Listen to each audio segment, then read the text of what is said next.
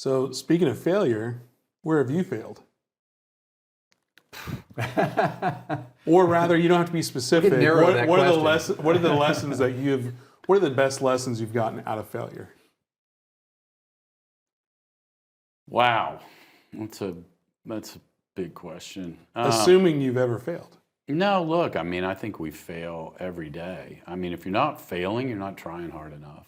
You know, I'm not the first one to say that. I fail every day. The good news is that I tend to be one of those people that, you know, I try not to make the same mistake twice. But you know, look, we fail on talent, you know, a lot. Talent's hard to find. I think, you know, one of the questions that was asked earlier is, you know, what are some of the keys to success? And it's talent, and finding good talent. Mm-hmm.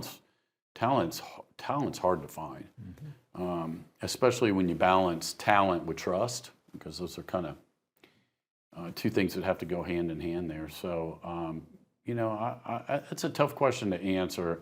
You know, I think that we've overestimated our ability to break into new markets. I talked to you earlier about oil and gas was one of them. You know, that's a tough place to kind of break into. I think we ultimately found that while I think we still have some production, it's easier to buy, for us, it's easier and more productive to buy Energy Transfer or Exxon, right? And not mess with it. So I think we've overestimated ourselves sometimes. But probably, Ryan, where I think we failed, where I've seen failure, and, you know, especially in this world that we're talking about mergers and acquisitions and that kind of thing, and that has to do with culture.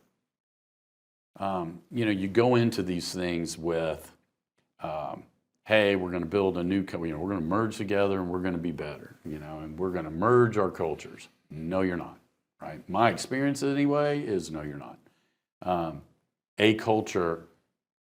A culture wins, and I think that, you know, especially if you're considering being acquired or you're going out to acquire someone, is to be real clear about, you know, what that understanding is about the culture and expectations and, you know, those kinds of things. Because I think it certainly makes mergers and acquisitions, in my mind, harder because you're going to have turnover if those cultures don't blend, or it's not clear about what our culture is going to be going forward.